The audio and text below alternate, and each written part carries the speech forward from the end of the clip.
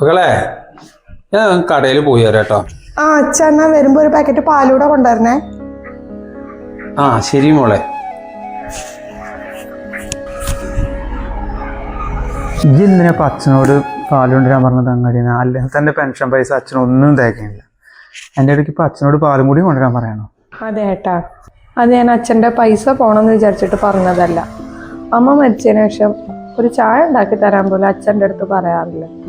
അത് മാത്രമല്ല, ഈ വീട്ടിൽ ആരും അല്ല എന്നുള്ള തോന്നലാണ് അച്ഛനിപ്പോൾ. അതങ്ങനെയല്ല, അച്ഛന് ഉത്തരവാദിത്തം ഉണ്ട് എന്നുള്ള തോന്നൽ ഉണ്ടാക്കാൻ വേണ്ടിയിട്ടാണ് ഞാൻ അച്ഛനോട് അങ്ങനെ പറഞ്ഞത്.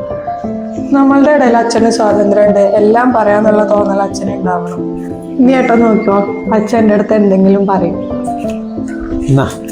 പാലെന്നാ ഒരു ഗ്ലാസ് ചായ കൂടി ഉണ്ടായിക്കളാ.